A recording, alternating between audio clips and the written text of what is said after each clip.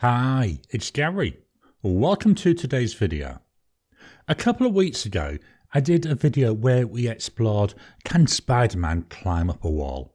Well, that got me thinking, and yes, I know, that's always a dangerous thing. Well, one of the other things that Spider-Man does is he swims through the city on his web lines.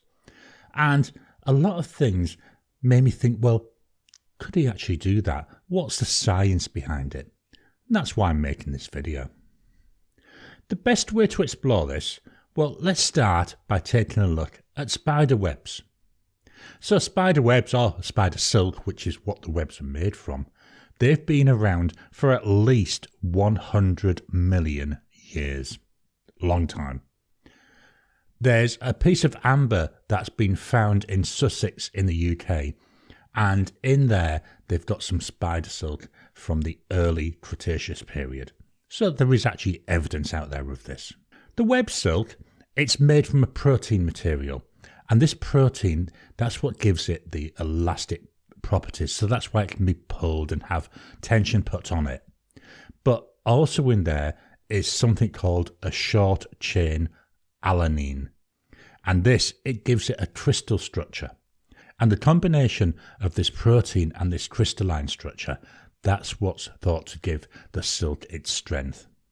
Now, some silks, they have got other compounds in them, and they give them extra properties.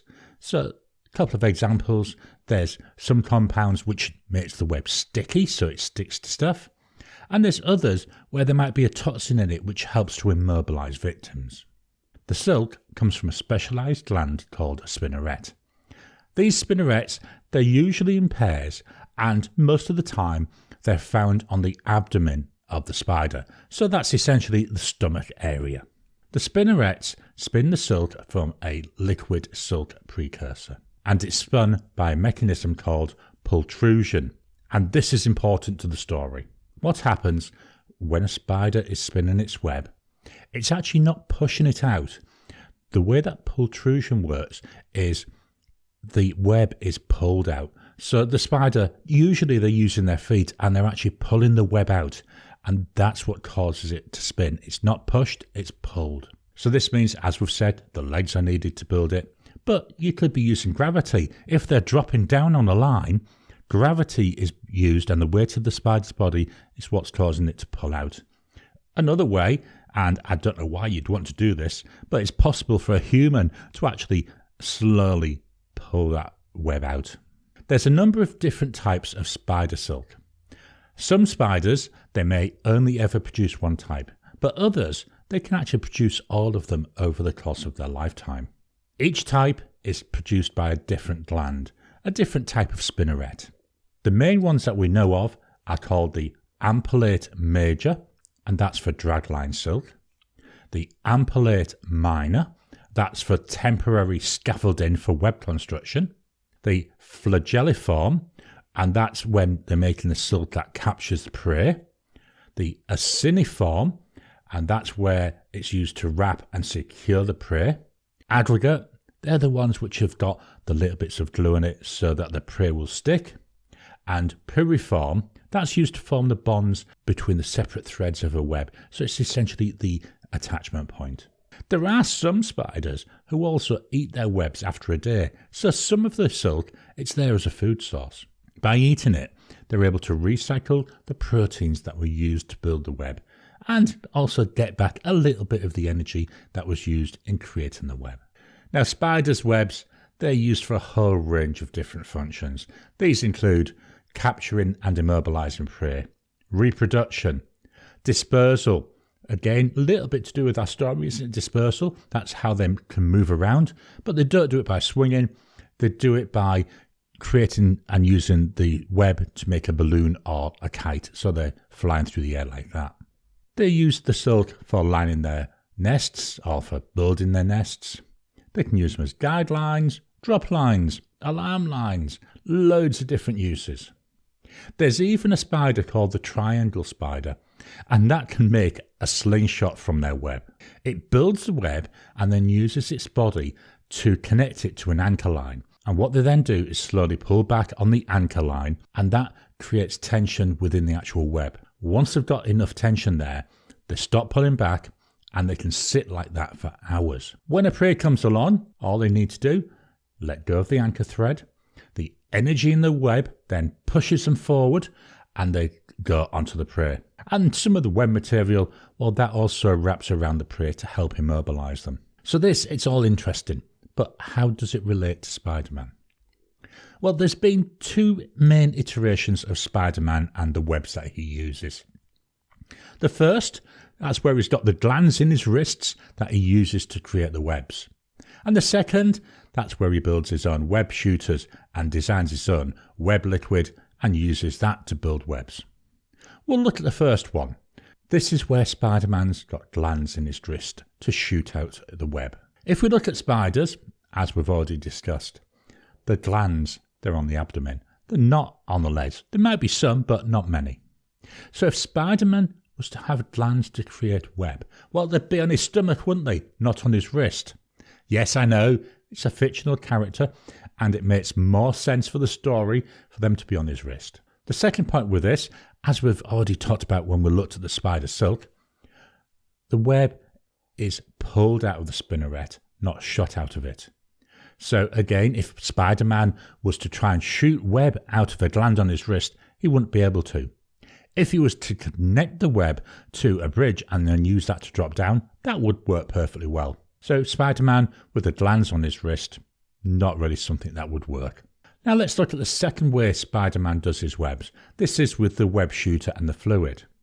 Now there's a lot more detail behind this, and it's generally the way that Spider-Man is portrayed in the comics and the films. I'd say there are some where he's got that gland, but most of the time he's using these web shooters. In the comics, most of the films as well, Peter Parker, he creates his own web fluid. And he stores this in some empty cartridges that he found in his school. They used to have, I believe, carbon dioxide in them. But would this work? Well, in one of the recent Spider-Man films, he was shown stopping a car that had fallen off a bridge. So he shoots his web, it attaches to the car, he then uses that to slow the descent and eventually stop it. Now, if we look at the science behind this, we can calculate the force that's needed to slow down and then stop that falling car. And yes, I know, we're going to be doing some science. What I've tried to do is I've tried to make this as simple as possible for the explanation. I've got a website which is where I got a lot of this from. If you're interested in knowing more, drop me a comment and I can share that website detail with you. So the force required to stop that car, it comes out at 39,200 newtons. Next, we need to look at the possible web materials that he could be using. What we're going to assume is the web is 1 millimeter in diameter. And remember, it's coming from a web shooter on his wrist. So if it was to be steel cable, that can support 6,503 newtons. Nylon rope, 235 newtons.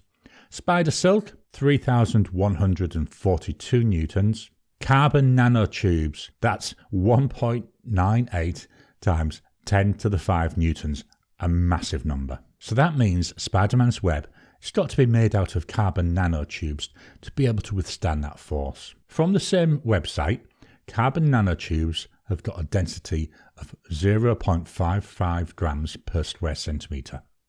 Now this is important when we look at how big the web shooters need to be. Let's think about Spider-Man swinging through the city. We're going to make another assumption here. We're going to assume that each length of web is 20 metres long.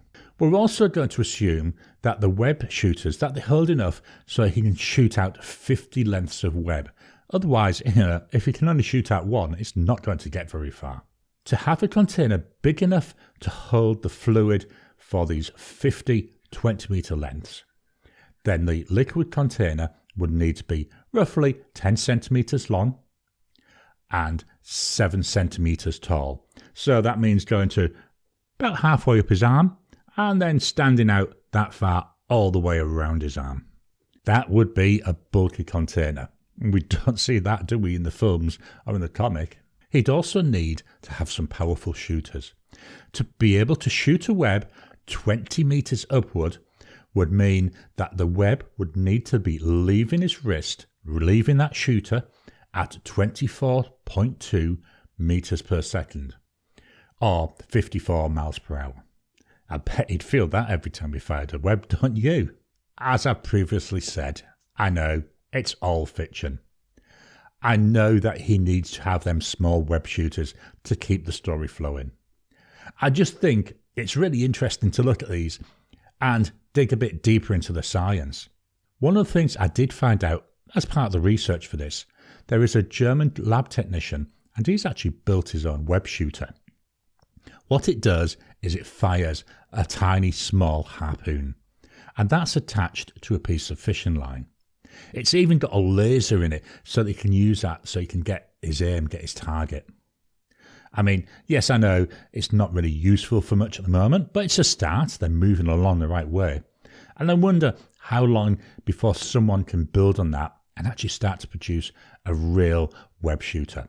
I think that's going to be interesting to keep an eye out. Anyway, I hope you've enjoyed today's video. I love cartoon characters. I love comic characters. I think Spider-Man is something I've been interested in since I was a little kid. What things would you like me to also look at though on this channel? You know, it could be comics, it could be movies, it could be something completely unrelated. Please drop a comment down below. I'd love to know of these tricky little questions that you'd like me to look at. Please hit the thumbs up button every time you like, every time you comment. Just helps with the YouTube algorithm. If you haven't already, please subscribe to my channel so that you can get new videos as I release them. I'll talk to you again soon.